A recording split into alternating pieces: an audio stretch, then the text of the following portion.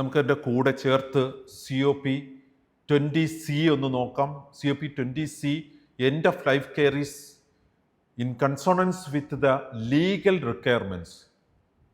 ഒരു മനുഷ്യന് കമ്മ്യൂണിക്കേറ്റ് ചെയ്യാൻ പറ്റാത്ത സാഹചര്യത്തിൽ എൻഡ് ഓഫ് ലൈഫ് ട്രീറ്റ്മെൻറ്റ് എടുക്കുമ്പോൾ CPR വേണോ, ന്യൂട്രീഷൻ സപ്ലിമെൻറ്റ് ആർട്ടിഫിഷ്യലി കൊടുക്കണോ, ഈ വക കാര്യങ്ങളിൽ എങ്ങനെയാണ് നമ്മൾ മനസ്സിലാക്കേണ്ടത്?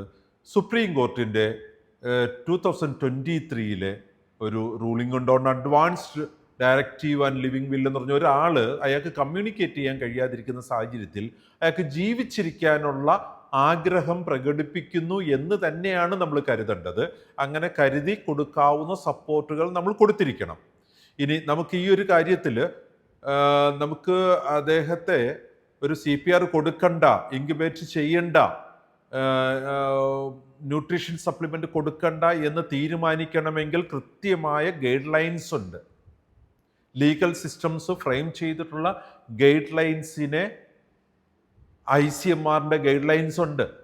സോ ഈ ഗൈഡ് ലൈൻസിനെ ഡിപ്പെൻഡ് ചെയ്ത് തന്നെ ആയിരിക്കണം നമ്മൾ ഈ ഒരു എൻഡ് ഓഫ് ലൈഫ് കേസിൽ നമ്മൾ ഒരു do not give CPR or something ഒരു സ്റ്റാൻഡ് എടുക്കുന്നത്.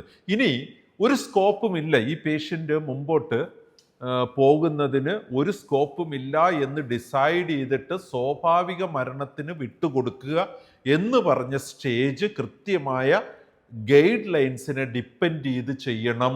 നമ്മുടെ ഹോസ്പിറ്റലിന് അതിന് പ്രാക്ടീസ്ഡ് ആയിരിക്കണം, നോളജ്ഡ് ആയിരിക്കണം. COP20C end of life care is in consonants with the legal requirements ഓർമ്മയിൽ വെച്ച് നമ്മൾ നമ്മുടെ ഹോസ്പിറ്റൽ പ്രാവർത്തികമാക്കേണ്ട കാര്യമാണ്.